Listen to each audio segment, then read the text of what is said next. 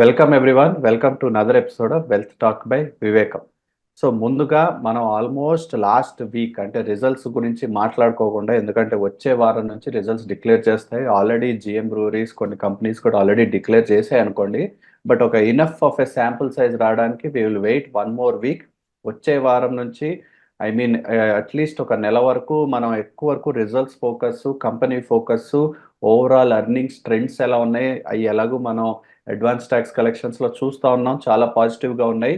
But ఆ చూసింది effect అవుతుందా యాక్చువల్ పర్ఫార్మెన్స్లో అనేది కూడా మనం ఈ వచ్చే వారం వచ్చే నెల రిజల్ట్స్ డిక్లేర్ చేసే కంపెనీస్లో చూసి మనం అనాలిసిస్ చేసి వాటిలో ఉంచుకోవచ్చా లేకపోతే తగ్గించుకునే టైం వచ్చిందా ఎక్స్పోజర్ అనేది కూడా చేసే ప్రయత్నం చేద్దాం.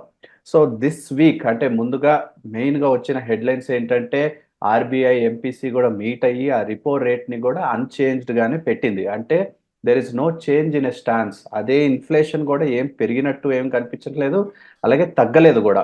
So it is still going on in the same level of where the same trends have been. So అది is the new development that RBI's come out. అది చూసి మార్కెట్ అటు ఇటు వైలెంట్గా వెళ్ళి ఎలాగో రియాక్ట్ అవ్వలేదు. బట్ ఇన్ జనరల్ మనం వేరే టాపిక్స్ గురించి వెళ్ళే ముందు ప్రసాద్ గారు దాని గురించి జస్ట్ ఫ్యూ వర్డ్స్. ఖచ్చితంగా యశ్వంత్. ఇప్పుడు యాక్చువల్గా ఈ క్వార్టర్లో అంటే ఇప్పుడు మా ఏప్రిల్లో ఉన్నటువంటి క్వార్టర్లోనే రెపో రేటు తగ్గుతుందా, ఇంట్రెస్ట్ రేటు తగ్గుతుందా అంటే మనం ఎవరం కూడా అంత హోప్ఫుల్గా ఎప్పుడూ లేము. కాబట్టి దాని గురించి పెద్దగా డిసప్పాయింట్ అవ్వడానికి అవకాశం లేదు. కాకపోతే నెక్స్ట్ వచ్చేటువంటి రివ్యూ మీటింగ్లో కానీ ఆ తర్వాత రివ్యూ మీటింగ్లో కానీ in line with market expectations ప్రకారం కొద్దిగా గొప్ప తగ్గక తప్పదు. అంటే ఇప్పుడిప్పుడే కొద్దిగా సైన్స్ ఏం కనపడుతున్నాయంటే గ్రోత్ కొద్దిగా ఆగుతుందేమో అని కనపడుతుంది. రీసెంట్గా వచ్చిన హెడ్లైన్స్ ఏంటంటే ఇండియాలో ఉన్న ప్రైవేట్ సెక్టర్ క్యాపెక్స్ ప్లాన్స్ని దాదాపుగా 1,00,000 కోట్ల కన్నా ఎక్కువ ట్రిమ్ చేసింది, అంటే తగ్గించింది. 1,30,000 కోట్ల వరకు తగ్గించింది. అంటే అర్థం ఏంటి? వీళ్ళందరికీ కూడా క్యాపిటల్ కాస్ట్ ఎక్కువ అవడంతో ఎక్కువ బారో చేసి ఇన్వెస్ట్ చేయడానికి ముందుకు రావటం లేదు అని తెలుస్తుంది. ఇది ఇవాళ కాకపోతే రేపైనా ఖచ్చితంగా ఆర్బీఐ యొక్క కన్సిడరేషన్లోకి వెళ్ళక తప్పదు. పైగా ఎలక్షన్లు కనుక అయిపోయింది అనుకోండి, అప్పుడు ఏం జరుగుతుంది? ఆటోమేటిక్గా ఏ రకమైన బ్యాక్ లాష్ వస్తుందేమో భయం ఉండదు. కాబట్టి సెంట్రల్ గవర్నమెంట్ కూడా కొద్దిగా ఆర్బీఐని నడ్జ్ చేయడానికి అవకాశం ఉంటుంది. So all in all I expect next కానీ ఆ నెక్స్ట్ రివ్యూలో కానీ గ్యారంటీగా ఇంట్రెస్ట్ రేట్ అనేది కొద్దిగా గొప్ప తగ్గక తప్పదు. అలా తగ్గినప్పుడు బ్యాంకులు బాగుపడతాయి. మళ్ళీ గుర్తుంచుకోండి, ఇన్వెస్టర్స్ అందరూ కూడా ఇంట్రెస్ట్ రేట్ తగ్గినప్పుడు బ్యాంకులు బాగుపడతాయి కానీ నష్టపోవు, అది గుర్తుంచుకోవాలి. అలా జరిగినప్పుడు ఇండస్ట్రీ కూడా రికవర్ అవుతుంది. ఎందుకని తక్కువ కాస్ట్లో క్యాపిటల్ దొరికితే క్యాపిటల్ ఎక్స్పెండిచర్ కూడా పెంచుతారు. సో ఈ ప్రస్తుతానికైతే దీని గురించి there is no negative, but there is no positive also. Right అండి. సో మనం ఈ వారం ఒక ఇంట్రెస్టింగ్ టాపిక్ తీసుకుందాం. అంటే మనం ఎంతవరకు ప్రాసెస్ గురించి చెప్పినా, ఎంతవరకు మనం క్వార్టర్లీ రిజల్ట్స్ చూడండి, రివ్యూ చేయండి, మీ కంపెనీస్ రిజల్ట్స్ అంటే ఒక రిపోర్ట్ కార్డ్ లాగా ఇస్తున్నారు. ఆ రిపోర్ట్ కార్డ్ ఇచ్చినప్పుడు ఇగ్నోర్ చేసేసుకుని అంటే కొన్నాం కదా, కొనింది పెరగక తప్పదు కదా అనుకుంటూ ఒకే ఒక ఊహలో ఉంటారు కొంతమంది. సో లాంగ్ టర్మ్ స్టాక్స్ అని మనకి 10 క్వశ్చన్లు వచ్చాయంటే సుమారు ఒక రెండో మూడో కానీ అట్లీస్ట్ అంటే మీరు ఈ ప్రాసెస్ బేస్డ్ కాదండి. అంటే లాంగ్ టర్మ్గా ఇప్పుడు కొనేసి నేను ఒక 2 ఏళ్ళలో 3 ఏళ్ళలో 4 ఏళ్ళలో మర్చిపోయేటట్టు స్టాక్స్ చెప్పండి అని ఆశిస్తూ ఉంటారు మన వ్యూవర్స్, ఇన్వెస్టర్స్. మన ఎవరైనా అంటే మన ఏదైనా ఫోరంకి వెళ్ళి మాట్లాడినా కూడా most of the questions are in this kind of lines.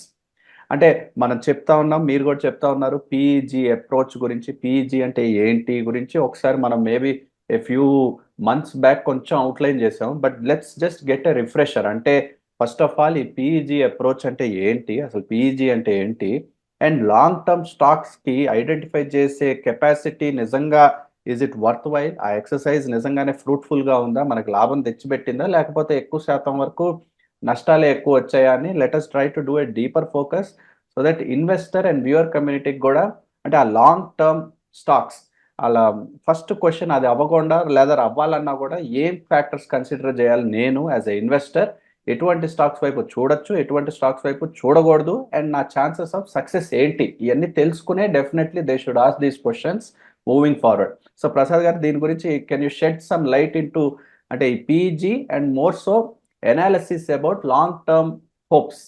ఎప్పుడు కూడా చాలామంది ఇన్వెస్టర్స్కి మనసులో ఉండేటువంటి కోరిక ఏంటంటే ఏదైనా ఒక స్టాక్ మంచిది తెలిస్తే బాగుండు, అది నేను కొనుక్కుని 20 ఏళ్ళు పెట్టుకుంటాను అని, దాని ప్రకారం లాభాలు ఆటోమేటిక్గా వస్తే బాగుండు అని కోరుకుంటారు. అది కోరుకోవటం కరెక్టా కాదా అనేది పక్కన పెడితే, ఎప్పుడు కూడా మనకి డ్రైవింగ్ బాగా వచ్చు అనుకుందాం. ఒకవేళ ఏదో ప్లే గ్రౌండ్లోనే వెళ్ళి కూర్చుని కారు నడుపుతున్నాం అనుకోండి, మనలాగే ఇంకో 20 మంది కూడా ప్లే గ్రౌండ్లో డ్రైవ్ చేస్తున్నారు అనుకోండి. మనకి డ్రైవింగ్ వచ్చినంత మాత్రాన కళ్ళు మూసుకుని డ్రైవింగ్ చేస్తాను, అంతా ప్లే గ్రౌండే కదా, సిగ్నల్స్ ఉండవు కదా అనుకుంటే కూడా మనం తప్పు చేయకపోయినా పక్కన వాళ్ళు తప్పు చేస్తే మనకు యాక్సిడెంట్ జరగచ్చు. అంటే అర్థం ఏంటి? గుడ్డిగా ఏ కంపెనీనైనా నమ్ముకుని కలకాలం దాంతోనే ఊరేగుతాను అంటే లాభాలు రావాలా అంటే ఆశ పట్టం తప్పితే ఆలోచన తక్కువనే చెప్పాలి. అంత మాత్రాన బ్యాడ్ అని కాదు. ఎప్పుడు కూడా ఏం చేయాలంటే ఎంత లాంగ్ టర్మ్ ఫోకస్ తీసుకుందాం అనుకుంటే మనం మళ్ళీ మళ్ళీ చాలాసార్లు చెప్పాం, పిఈజీ ఫ్యాక్టర్, ప్రైస్ ఎర్నింగ్స్ గ్రోత్ కూడా చూడాలి. అది 1 కన్నా తక్కువ ఉంటే కనుక లాంగ్ టర్మ్కి ఎలిజిబుల్, 1 కన్నా ఎక్కువ ఉంటే లాంగ్ టర్మ్కి ఎలిజిబుల్ కాదు అని చెప్పాం. అందులో ఉన్న మాట చెప్పినట్లుగా ప్రైస్ ఎర్నింగ్స్ గ్రోత్ అంటే గమనించాల్సిందేంటి? మామూలుగా కన్సిడర్ చేసే ప్రైస్ ఒక్కటే కాకుండా ఆ కంపెనీలో గత అనుభవంలో చూస్తే ఎర్నింగ్స్ పెరుగుతున్నాయా లేదా, ఆల్రెడీ బాగా పెరుగుతూ వస్తున్నట్లయితే ఇంకా పెరుగుతాయని మనం ఊహిస్తాం. కాబట్టి పిఈజీ రేషియో తక్కువ ఉండటం మూలంగా కొనుక్కోవడానికి ఇవాళ కొనుక్కుంటాము. కొనుక్కున్న తరువాత అలాగే ఉంచుకుంటానని మీరే చెప్పారండి, కొనుక్కున్నాను కాబట్టి ఉంచుకుంటాను అంటే ఎప్పుడు వరకు కరెక్ట్ అవుతుంది? ఇవాల్టి రోజున మనం లాంగ్ టర్మ్కి ఎలిజిబుల్ అని ఎందుకు చెప్పాము? ప్రైస్ ఎర్నింగ్స్ గ్రోత్ ఫేవరబుల్గా ఉంది కాబట్టి. ఒకవేళ ఇదే కంపెనీ నెక్స్ట్ 1 year లేకపోతే నెక్స్ట్ 2 years కూడా వరుసగా నష్టాలు డిక్లేర్ చేస్తుంది అనుకోండి, ఆ ప్రైస్ ఎర్నింగ్స్ గ్రోత్ నెగిటివ్ అవడంతో ఈ పీఈజీ మల్టిపుల్ అనేది కంప్లీట్గా ఇన్అప్రాప్రియేట్ అయిపోతుంది. అంటే ఆ రోజు మళ్ళీ పీఈజీ కనుక చూస్తే అది 1 కన్నా చాలా ఎక్కువకు చేరిపోతుంది. అంటే అర్థం ఏం చేసుకోవాలి? ఈ కంపెనీ ఇహ నుండి లాంగ్ టర్మ్కి ఎలిజిబుల్ కాదు అని తెలుస్తుంది. కాకపోతే ఎక్కువ మంది ఇన్వెస్టర్లు దురదృష్టవశాత్తు ఏ రేషియోని కూడా కలకాలం చూద్దామని అనుకోరు. వాళ్ళకల్లా ఎవరన్నా చెప్తే షేర్స్ కొనుక్కుందాము, ఉంచుకుందాము, ఉంచుకుంటే పెరిగితే బాగుపడదామనే కోరిక ఉంటుంది. కానీ అది బాగుపడటానికి, పెరగటానికి ఎంత ఆస్కారం ఉంటుందనేది ఎక్కువ మంది ఆలోచించరు, రివ్యూ చేయరు. అందువలన ఇవాళ నేను ఏం చేస్తానంటే పీఈజీ రేషియో మంచిది కాదు అని చెప్పే ఉద్దేశం అది కాదు. పీఈజీ రేషియో ప్రకారం అంటే గ్రోత్ స్టాక్స్లో కూడా పీఈజీ రేషియో 1 కన్నా తక్కువ ఉంటే లాంగ్ టర్మ్ కొనుక్కోవాలి. లాంగ్ టర్మ్ కొనుక్కోవాలంటే కళ్ళు మూసుకోమని కాదు, కళ్ళు తెరిచే ఉంచాలి. అలాగే ప్రతి సంవత్సరానికి ఒకసారన్నా కనీసం పీఈజీ రేషియో చూసుకోవాలి. అది అన్ఫేవరబుల్గా అయిపోతే ఆ స్టాక్ నుంచి బయటకు వెళ్ళాలి. అలా వెళ్లకుండా ఒకరోజు చెప్పారు కాబట్టి మా ఫ్రెండ్స్లో కొంతమంది ఎప్పుడో ఐటీసీ ₹5 కొనుక్కున్నారండి, ఇప్పుడు 500% వచ్చిందండి అంటారు. అది వాళ్ళకున్న 100 షేర్లలోనో 50 షేర్లోనో ఒక షేర్లో అది వచ్చి ఉండొచ్చు. అంటే వాళ్ళకున్న ఇన్వెస్ట్మెంట్లో ఒక 10,000కో లేదా 10%కో మ్యాక్సిమం అలా మల్టిపుల్ వచ్చి ఉండొచ్చు. కానీ అన్ని షేర్లు రావు.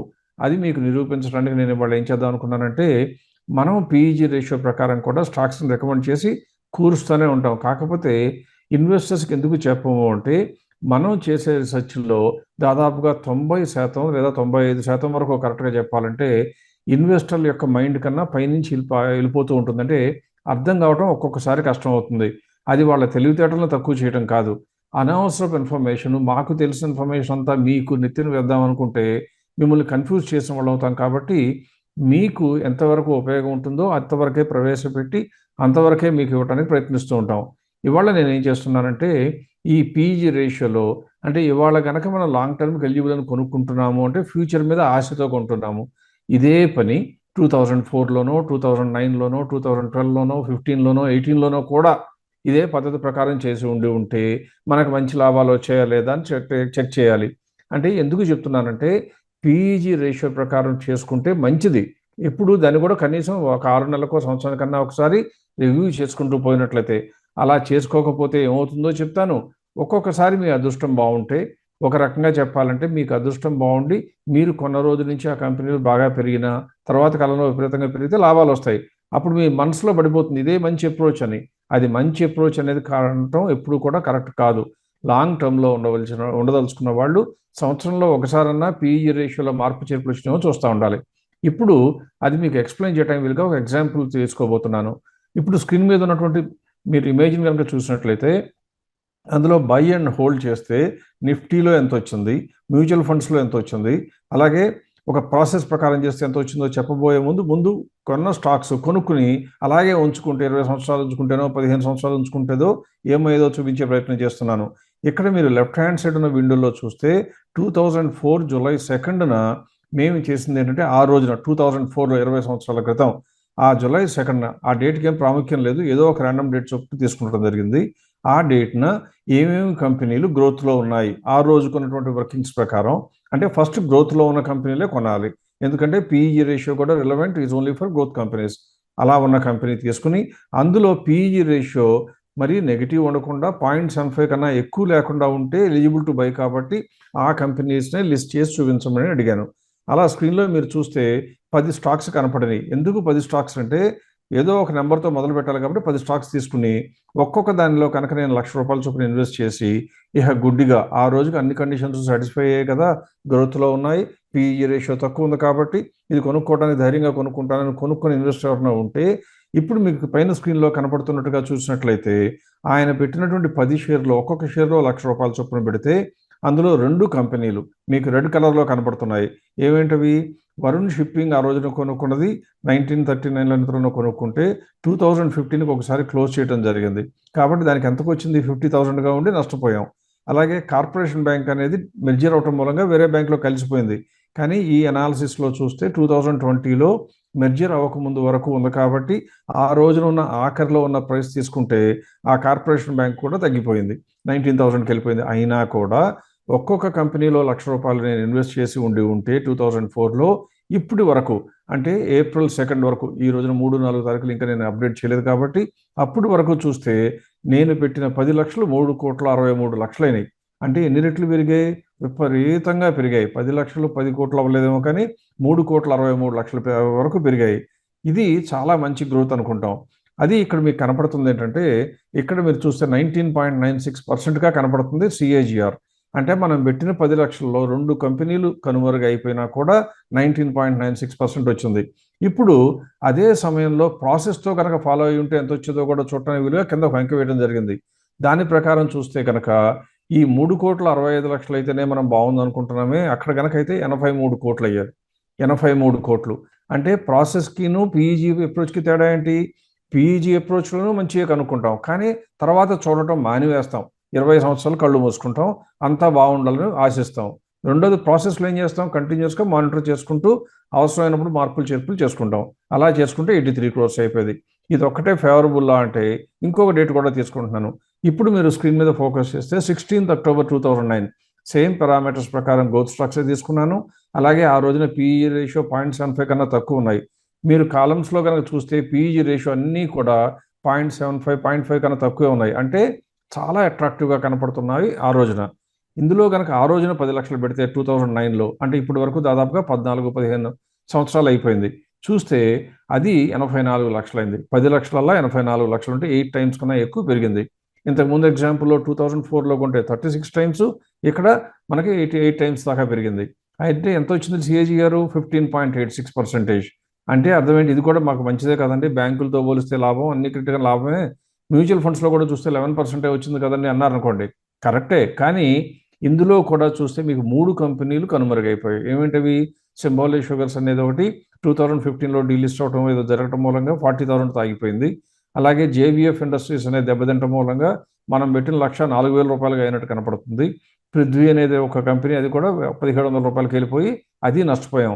అయినా కూడా అందులో మనం ఇన్వెస్ట్ చేసిన మైండ్ ట్రీ 1,00,000 పెడితే 24 లక్షలుగా చేరటం, అలాగే జేకే సిమెంట్లో 1,00,000 పెడితే 32 లక్షలుగా చేరటంతో మన ఓవరాల్ పోర్ట్ఫోలియో హెల్త్గా ఉంది. ఇక్కడ మీరు ఆలోచించాల్సింది ఏంటంటే నాకున్న కంపెనీలో ఏదో ఒకటో రెండో పెరిగితే చాలు, మిగతా పోయినా పర్వాలేదు అనుకుంటే ఈ అప్రోచ్ కొద్దిగా గొప్ప బెటర్ అనిపిస్తుంది. కానీ ఎప్పుడూ కూడా వీలైనంత వరకు అన్ని స్టాక్స్ బాగుండాలనుకుంటే అది మంచి పద్ధతి కాదు. ఇవి రెండు కూడా ఫేవరబుల్గా ఉండే క్లైమేట్లో చెప్పాను. ఇప్పుడు నేను ఏం చేస్తానంటే వీటికి అదనంగా ఇంకా కొన్ని కూడా చూపించే ప్రయత్నం చేస్తాను. అంటే ఒకవేళ కనుక 2018లోను కానీ లేకపోతే 2012లో కానీ 15లో కానీ చేస్తే ఎలా ఉండేదో చూద్దాం. ఇప్పుడు 2012లోది మీకు చూపిస్తాను. 2012 జనవరిలో కనుక ఇదే ప్రాసెస్ ఫాలో అయ్యి మనం సేమ్ సిస్టమ్ ప్రకారం టాప్ 10 కంపెనీలు కొనుక్కుని ఉంటే ఇప్పుడు మీకు స్క్రీన్ మీద ఉన్నది చూపిస్తే దాదాపుగా బ్లడ్ స్టెయిన్స్ కనపడుతున్నాయి. అంటే అందులో చూస్తే 10 కంపెనీలు కొంటే 4-2 6 కంపెనీలు, 10 కంపెనీలు కొంటే 6 కంపెనీలు మనకి నష్టాల బారిన చేశాయి. అంటే మన ₹1,00,000 పెరగకపోగా తగ్గన కూడా తగ్గిపోయింది ఇప్పుడు వరకు హోల్డ్ చేస్తే, అంటే 12 సంవత్సరాలు వెయిట్ చేస్తే. సో మీరు వెయిట్ చేయడం మూలంగా లాభం వస్తుందంటే రాదు, రావక్కర్లేదు. అట్ ద సేమ్ టైం అదే కనుక చూస్తే అందులో నవీన్ ఫ్లోరో కార్బైన్ వచ్చినప్పుడు మనకు మంచి కంపెనీ అని, అది మనం ₹1,00,000 పెడితే అది ఏకంగా ఇప్పటికి 52 లక్షలుగా పెరిగింది. అంటే అర్థం ఏంటి? ఇందులో కూడా కొన్ని కంపెనీలు బాగున్నాయి. మొత్తం మీద చూస్తే మనం పెట్టిన 10 లక్షలు 2012 నుంచి ఇప్పటికి 72 lakhsగా పెరిగింది. అంటే 7 times పెరిగింది. మన సిఏజిఆర్ చూస్తే 17.5%. అది బాగానే ఉంటుంది అనుకుంటే మీరు అప్రోచ్ ఫాలో అవ్వచ్చు. కానీ ఇదే సమయంలో దీని బదులుగా రెగ్యులర్గా మంత్ క్వార్టర్ ప్రాసెస్, మంత్ కాకపోయినా క్వార్టర్ ప్రాసెస్ ప్రకారం చెక్ చేసుకుంటూ పోతే ఎంత వచ్చేది? 26%. అంటే ఇంతకుముందు 2 సార్లు చూసినా ఇప్పుడు చూసినా కూడా ఏమొస్తుంది? పీఈజీ రేషియో లాభాలే వస్తున్నాయి. మీరు ఎవ్వరికి రూపాయి కట్టను, నాకు రాకపోయినా పర్లేదు అనుకుంటే పీఈజీ రేషియోలోకి వెళ్ళదలుచుకుంటే వెళ్ళొచ్చు. అలా కాకుండా ప్రాసెస్ ప్రకారం ఫాలో అవుతాను, రెగ్యులర్గా కొద్దిగా కళ్ళు చెవులు తెరిచే ఉంచుతాను అనుకుంటే మీకు లాభం వచ్చే అవకాశాలు ఎక్కువ ఉంటాయి. ఇలా 18 చూసాం, 12 చూసాం కాబట్టి ఇప్పుడు ఇంకొక డేటు 6th April 2015లో చూస్తే అందులో కూడా కొన్న కంపెనీలు 6 కంపెనీలు దివాళా తీసినట్టు మనం నష్టపెట్టినాయి. అయినా కానీ మన యొక్క 10 లక్షలు ఎంతగా పెరిగింది? 21 లక్షలు. అంటే 9 సంవత్సరాలు ఉంటే మన 10 లక్షలు డబుల్ అయింది. ఎంత పర్సంటేజ్ వచ్చినట్టు మనకి? 9%. ఇదే సమయంలో అంటే అదే April 6th 2015లో మొదలుపెట్టి ప్రాసెస్ ప్రకారం చేస్తుంటే మన అమౌంట్ 54 లక్షలు, అంటే 5 రెట్లు పెరిగి ఉండేది. 20% కాంపౌండ్ యాన్యువల్ గ్రోత్ రేట్ వచ్చేది. ఇప్పుడు ఆఖరిగా ఇంకొక డేట్ తీసుకుంటున్నాను, 3rd May 2018లో కనుక మనం స్టార్ట్ చేస్తుంటే ఇందులో కూడా 6 కంపెనీలు మాయమైపోయి నష్టపెట్టేయమన్నాయి. అయినా కానీ మనం పెట్టిన 10 లక్షలు ఎంతగా వచ్చింది? ఇప్పుడు కేవలం 10,80,000. అంటే ఎంత రిటర్న్ వచ్చింది? కేవలం 1% మాత్రమే వచ్చింది. మరి అదే సమయంలో పోర్ట్ఫోలియో మామూలుగా స్టార్ట్ చేసి ప్రాసెస్ల ప్రకారం ఫెయిర్ వాల్యూ ప్రకారం వస్తే అమ్ముకుని, రిజల్ట్స్ బాగాలేకపోతే అమ్ముకోవటం, ఇలా కనుక చేసుకుంటూ వచ్చినట్లయితే మన అమౌంట్ 25 lakhs చిల్లర అయ్యేది. అంటే ఏం అర్థం చేసుకోవాలి? పీఈజీ అప్రోచ్ బ్యాడ్ కాదు, కానీ పీఈజీ అప్రోచ్ మాత్రం బెస్ట్ సొల్యూషన్ కానే కాదు. అందువల్ల ప్రతి ఒక్కళ్ళు పీఈజీకి ఎంత వాల్యూ ఇవ్వాలో అంత ఇవ్వాలి, కానీ దాన్నే ఆలోచించుకుని దాని మీదే నమ్మకం పెట్టుకుని గుడ్డిగా ఉండటం మాత్రం ఖచ్చితంగా క్షేమదాయకం కాదు. ఇంత మాత్రాన మీరు చేసేదని తప్పుని చెప్పడం కాదు, మీరు మిస్ అవుతున్న ఆపర్చునిటీస్ ఎక్కువ ఉంటాయి కాబట్టి ఇటువంటి అపోహలకు లోనవటం ప్రమాదకరం అని చెప్పడం మాత్రమే మా ఉద్దేశం. రైట్ అండి. అదే ఎగ్జాక్ట్‌గా మనం చెప్తా ఉంటాం. మనం అంటే వివిధ ఫోరమ్‌లో కూడా అదే చెప్తా ఉన్నాం. అంటే జస్ట్ ఇగ్నోరెన్స్ ఈజ్ బ్లిస్ అంటే ఈ విషయంలో ignorance is definitely not bliss. ఎందుకంటే we need to keep track. అంటే మనకు ఉన్న స్టాక్‌లు మన బేసిక్‌గా అవి మన ఆస్తులు. మన ఆస్తుల్ని ఇప్పుడు మనం లెట్స్ సే ఒక పొలమో లేకపోతే ఇంకేదైనా ఆస్తి కొన్నప్పుడు అది అలా ఒక 3 ఏళ్ళో, 10 ఏళ్ళో, 12 ఏళ్ళో అలా వదిలేం కాబట్టి అది కూడా same thing you have to apply to your stocks. ఏదైతే మనం వెళ్ళి అసలు ఇంకా మన పొలం మన దగ్గర ఉందో, ఇంకేమైనా ఆక్రమించుకున్నారో, ఏదైనా కాంట్రిబ్యూషన్స్, ఏదైనా కాంట్రవర్సీ ఉండొచ్చు. Same kind of analysis you have to do for your stocks. అంటే స్టాక్స్ క్వార్టర్లీగా వచ్చినప్పుడు రిపోర్ట్ కార్డ్ తీసుకోవాలి, కొంచెం అనాలిసిస్ చేయాలి, ఎడ్యుకేషన్ చేసుకోవాలి. Is it worth keeping or is it time to move on అని. అండ్ అఫ్ కోర్స్ దీని గురించి మనం ఇంకా will try to cover more into research into long term growth stocks, long term holding కూడా ఒకసారి మనం చేస్తూ ఉందాం. అండ్ చేసినప్పుడు కూడా will try to present it. So with that మనం నెక్స్ట్ కాన్సెప్ట్లోకి వెళ్ళిపోదాం ప్రసాద్ గారు. సో అంటే ఒక let's try to basically handle A question. అంటే ఒక వ్యూవర్ వచ్చేసి, ఒక వ్యూవర్ కాదు ఫ్యూ వ్యూవర్స్ కూడా చెప్పి ఉన్నారు. అంటే మనం రిటర్న్స్ చెప్తున్నాము, ప్రాసెస్ చెప్తున్నాము. ఆఫ్ కోర్స్ మనం ఎక్కువ వరకు వివేకం గురించి మాట్లాడుకోం. We talk about how you can achieve returns with certain process. అంటే మనం కూడా కంపెనీల గురించి మాట్లాడినప్పుడు ఇంత అవ్వచ్చు, ఫేర్ ప్రైస్ ఇంత ఉంది, ఇంత అయ్యే అవకాశాలు ఉన్నాయి అని చెప్తా ఉన్నారు మీరు. కానీ పాస్ట్కి వెళ్ళి చెప్పినవి ఎంతవరకు ఎలా పర్ఫామ్ చేసి ఎలా ఉండిని రిజల్ట్స్ అని అడుగుతా ఉన్నారు, which is a very fair and correct question to ask. ఎవరైనా వచ్చి ఉచితంగా సలహా ఇస్తున్నారంటే అది ఉచిత సలహాలలాగా ట్రీట్ చేయకుండా you should ask them, you should question them and you should ask them the proof. So మనం అంటే డిఫరెంట్ ఫోరమ్స్లో అంటే టీవీ5లో చెప్పున్నాము, మన ఛానల్లో కూడా చెప్పున్నాం. అంటే పోర్ట్ఫోలియోలు క్రియేట్ చేస్తున్నాము, సంపత్తులు క్రియేట్ చేస్తున్నాము. అప్పుడప్పుడు మనం around once a quarter or twice a quarter దాని గురించి ఒక చిన్న రివ్యూలా చూసి హౌ ఆర్ దే డూయింగ్ అని చూస్తూ ఉంటాం. సో మేబీ దాన్ని ఒక సింపుల్ రీక్యాప్ చేసి, అంటే how are those portfolios doing, మనం అప్పుడు అనుకున్న వాట్ ఎవర్ సేమ్ లాజిక్స్ ప్రకారం బిల్డ్ చేసిన, ప్రాసెస్ ప్రకారం బిల్డ్ చేసిన పోర్ట్ఫోలియోలు యాజ్ ఆన్ డేట్ లేకపోతే అప్పటి నుంచి ఇప్పటి వరకు ఎలా పర్ఫామ్ చేస్తూ వచ్చాయో ఒక చిన్న రీక్యాప్ లాగా ఇవ్వగలుగుతారా? అది ఇవ్వగలుగుతారా కన్నా ఇవ్వటం అనేది మన యొక్క కర్తవ్యం, మన యొక్క డ్యూటీ ఖచ్చితంగా. ఎందువల్లంటే నోటుకొచ్చినటువంటి సమాధానం, నోటుకొచ్చినటువంటి సజెషన్స్ ఇవ్వటం, దానికి జవాబుదారీతనంగా లేకపోవటం అనేది ఎప్పుడు కూడా మంచి పద్ధతి కాదు. మనం ఫెయిల్ అయినా కూడా ధైర్యంగా చెప్పగలిగి ఉండాలి, దానికి కారణం తెలిసి ఉండాలి. మార్కెట్లో మనం చెప్పిన షేర్ ప్రైస్ పెరిగితేనే ప్రజలకు నచ్చుతామనేది మనందరికీ తెలుసు. కానీ ప్రజలకు నచ్చటానికి కంపెనీ బాలేకపోయినా అది పెరిగే అవకాశం ఉంటే చాలని చెప్పేటువంటి పని మనం చేయబోము. అందువల్ల మనం చేసేది ఏంటి?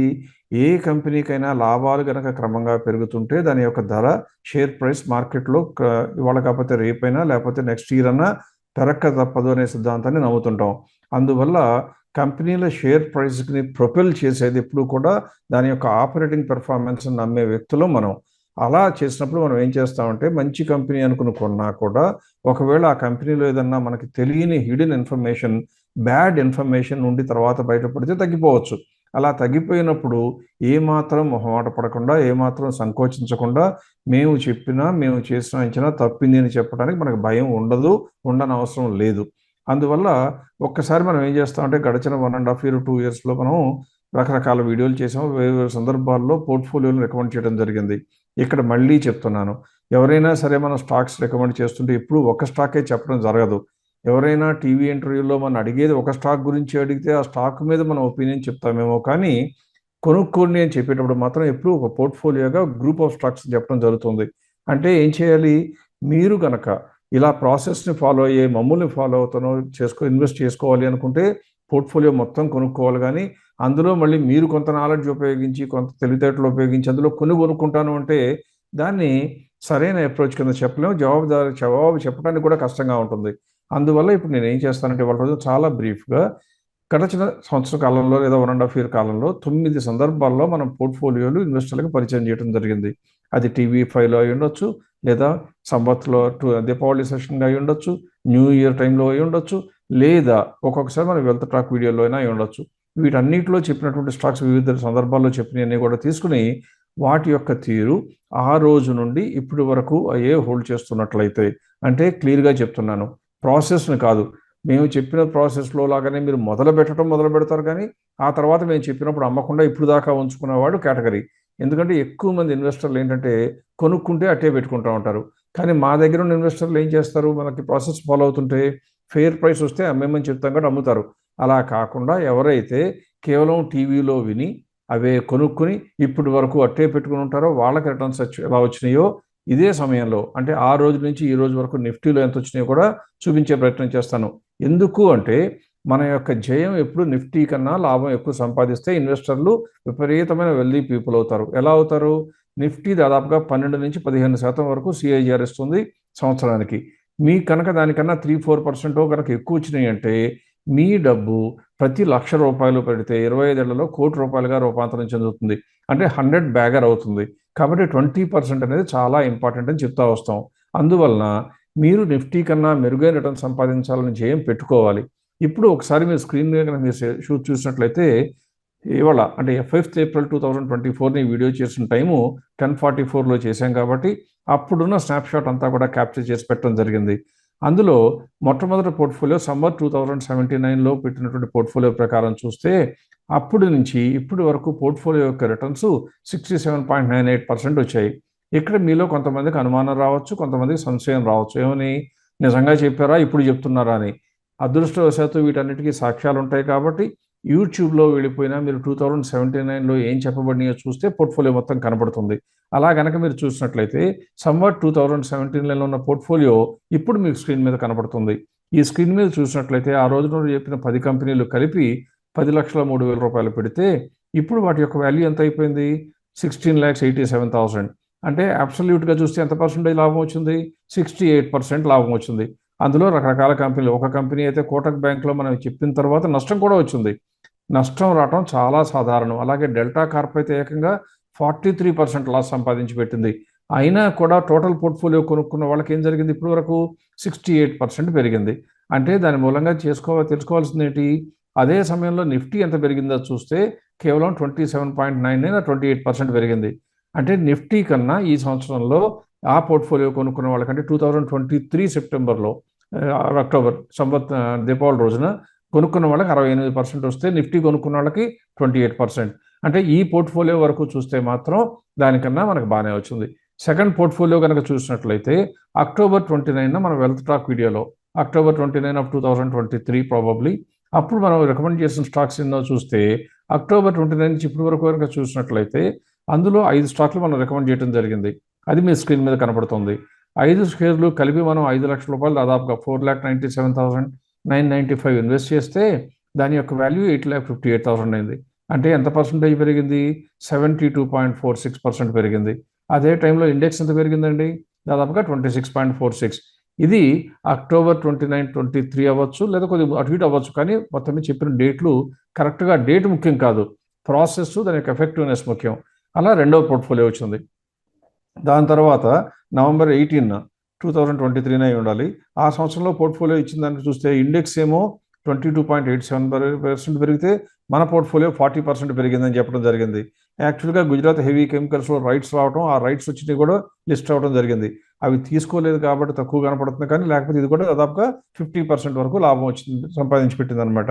ఇలా ఆ తర్వాత ఉన్న పోర్ట్ఫోలియోలన్నీ కూడా మీకు కనపడుతుంది. 23 డిసెంబర్ 23న TV5లో రికమెండ్ చేసినటువంటి స్టాక్స్ అయితే ఏకంగా పోర్ట్ఫోలియో 103% పెరిగితే ఇండెక్స్ కేవలం 23% పెరిగింది. అంటే మీకు చూడంగానే ఏమర్థం కావాలి, ప్రాసెస్ని ఫాలో అవుతూ రెగ్యులర్గా విజిలెంట్గా ఉంటే మనకు వచ్చే లాభాలు ఎక్కువ ఉంటాయి, మనశ్శాంతి కూడా ఉంటుందని తెలియాలి. అంత మాత్రాన అన్నిసార్లు మేము సక్సెస్ అవుతామా, అంత గొప్ప వాళ్ళం అంటే కాదు, కాలేము, కావాలనే కోరిక కూడా మాకు లేదు. అందువలన మీకు ఆఖరిగా ఇందులో లిస్టులో ఇచ్చినటువంటి లాస్ట్ పోర్ట్ఫోలియో 2024లో అంటే 23 ఎండ్ అయ్యేటప్పుడు ఉన్న పోర్ట్ఫోలియోకి సంబంధించి యాక్చువల్గా డిసెంబర్ ఎండింగ్ అంటే క్వార్టర్ ఇంకా అప్పుడు ఎండ్ అయిపోతుంది, పోర్ట్ఫోలియో అంతగా కొనాల్సిన అవసరం ఉండదు, కానీ నన్ను అడగటం మూలంగా కొన్ని స్టాక్స్ రికమెండ్ చేయడం జరిగింది. అందులో SKM ఎగ్ ప్రొడక్ట్స్ అనేది మెయిన్గా ఉంది. ఆ SKM ప్రొడక్ట్స్ బాగా పడిపోయిందని చెప్పారు. ఇవాళ రోజున మనందరికీ ఫేవరబుల్గా ఉంటాను అనుకుంటాను, పెరిగింది వేరే సంగతి. కానీ ఆ పోర్ట్ఫోలియో చూస్తే మాత్రం ఇండెక్స్ని బీట్ చేయటం మాట అటుంచి ఇండెక్స్ని బీట్ చేయలేదు, పోర్ట్ఫోలియోలో కూడా నష్టం వచ్చింది. అంటే ఇండెక్స్ ఏమో 3.3% పెరిగితే ఈ పోర్ట్ఫోలియో మాత్రం 3.79% వరకు తగ్గిపోయింది. అంటే అర్థం ఏంటి, ఇప్పుడు మీకు స్క్రీన్ మీద కనపడుతున్న పోర్ట్ఫోలియో చూస్తే 6 కంపెనీలు చెప్తే అందులో 4 కంపెనీలు నష్టపోయాయి మన ఇప్పటి వరకు. ఇలా జరుగుతుందా అంటే జరగచ్చు, కానీ మీరు గమనించాల్సింది ఏంటి, ఈ కంపెనీల యొక్క పనితీరులో తేడా వచ్చిందంటే రాలా, కంపెనీల యొక్క ప్రైస్ బిహేవియర్లో తేడా వచ్చింది. అంటే ఎవరైనా బాగా పెద్ద ఇన్వెస్టర్ అమ్మినా షేర్ ప్రైస్ తగ్గుతుంది, లేదా మనకి తెలియని బ్యాడ్ న్యూస్ ఏదైనా కంపెనీలో దాచబడి అది కొంతమందికి తెలిస్తే కూడా తగ్గిపోతుంది. అలా దాచబడిన ఇన్ఫర్మేషన్ కనుక్కునే శక్తులు మన దగ్గర ఉండవు కాబట్టి, ఒకటి అరా తప్పులు జరగక తప్పదు అని మేము నమ్ముతాం. కాబట్టి ఎప్పుడైనా తప్పు జరిగితే ఏమాత్రం సెసబేషన్ లేకుండా మేము చెప్తాం, ఏమని మాది అంచనా తప్పింది అని. అంతేకాని కవర్ చేసుకోవాల్సిన అవసరం కానీ అగత్యం కానీ మాకు రాకూడదు.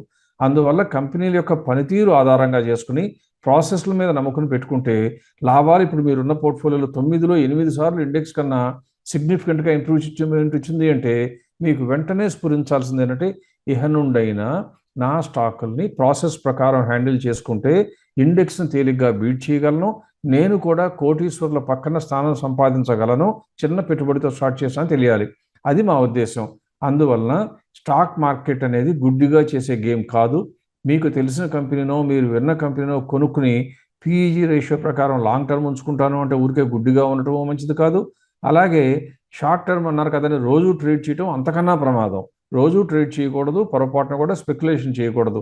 ఏం చేయాలి, 3 నెలలకు ఒకసారి కంపెనీ రిజల్ట్స్ డిక్లేర్ చేస్తాయి కాబట్టి ఆ రిజల్ట్స్ని ఆధారంగా చేసుకుని మనం పోర్ట్ఫోలియోని రివ్యూ చేసుకుంటూ ఉండాలి. అది చేయటం మీకు కష్టమైతే మీకు దగ్గరలో ఉన్నటువంటి ప్రొఫెషనల్స్ ఎవరైతే సర్వీస్ ఇవ్వగలరో వాళ్ళ దగ్గరికి వెళ్ళాలి, మా దగ్గరికి రమ్మని కాదు. మీరు ప్రొఫెషనల్స్ దగ్గరికి వెళ్ళిపోయి ఫండమెంటల్ ఇన్ఫర్మేషను, ఫండమెంటల్ ఇన్సైటు అన్నింటికన్నా ముందు మీకు ఎవరైనా సలహా ఇస్తుంటే వాళ్ళు గతంలో ఇచ్చిన సలహాలకి ప్రూఫ్ ఉందా లేదా చూడాలి. అది మీ అంతటా మీరే చెక్ చేసినట్టుగా చూసుకున్నట్లయితే వాళ్ళని నమ్మచ్చు. అది ఎవరైనా సరే, గతం ఘనం అని చెప్పేవాళ్ళు ఎవరు కూడా సాక్ష్యాలు ఇవ్వగలిగితేనే నమ్మాలి. అలా కాకపోతే కొద్దిగా గొప్ప రిస్క్ ఉంటుంది. సో ఇది ఈ పోర్ట్ఫోలియోలో అంటే ఈ క్వార్టర్కి వచ్చేసేటప్పటికి 2024 మార్చి దాటిపోయాం కాబట్టి యశ్వంత్ చెప్పినట్లుగా కొన్ని రోజుల్లో 24 మార్చ్ రిజల్ట్స్ కూడా వస్తుంటాయి కాబట్టి ఎక్సైట్మెంట్ స్టార్ట్ అవుతుంది. నెక్స్ట్ వీక్ నుంచి బహుశా మనం ఎక్కువసార్లు వీడియోలు చేయడానికి ప్రయత్నిస్తాము. పైగా ఇంకొకటి గుర్తుంచుకోవాలి, వెల్త్ ట్రాక్ వీడియోస్ ఇప్పటి వరకు వారానికి ఒకటే మనం ఇస్తున్నా కానీ, అప్పుడప్పుడు ఒకటేరా ఎక్స్ట్రా ఇచ్చినా కానీ రిజల్ట్స్ టైంలో మాత్రమే నుండి కొద్దిగా యాక్టివ్గా ఉండి రిజల్ట్స్ రాగానే మంచి కంపెనీలు ఏదైనా రాగానే అనౌన్స్మెంట్ లేకుండా, అంటే ఏ రోజు రిజల్ట్స్ వస్తాయో తెలియదు, రాగానే ఎక్కువ వీడియోలు చేయబోతున్నాం. అంటే నెక్స్ట్ 1.5 మంత్లో వారానికి ఒక వీడియో బదులుగా 2-3 వీడియోలు చేయడానికి ప్రయత్నిస్తాం. అది కారణం వచ్చిన రిజల్ట్స్ని ఆధారంగా చేసుకునే అనాలిసిస్ ప్రకారం వీలైనంత త్వరగా ఇన్వెస్టర్లకు సమాచారం చేరవేయాలని. అది గమనించి కొద్దిగా యాక్టివ్గా ఉండండి. ఒకవేళ మీరు ఛానల్కి ఇంకా సబ్స్క్రైబ్ చేయకపోతే ఇప్పుడే కనుక మీరు సబ్స్క్రైబ్ చేసుకున్నట్లయితే మీకు 2 అడ్వాంటేజెస్ ఉంటాయి. ఒకటి, కొత్త వీడియో పోస్ట్ చేయగానే అలర్ట్ వస్తుంది. అప్పుడు ఆటోమేటిక్గా మీరు మిస్ అవ్వకుండా చూడగలుగుతారు. అలాగే కొన్ని రోజుల తర్వాత ఒకవేళ సబబు అని తోస్తే బహుశా మేము యూట్యూబ్ లైవ్ లాగా వెబినార్ లాగా కూడా యూట్యూబ్ లైవ్ చేద్దామని అనుకుంటున్నాం. అది కార్యరూపం ఇంకా దాల్చలేదు, ట్రయల్స్లో ఉంది.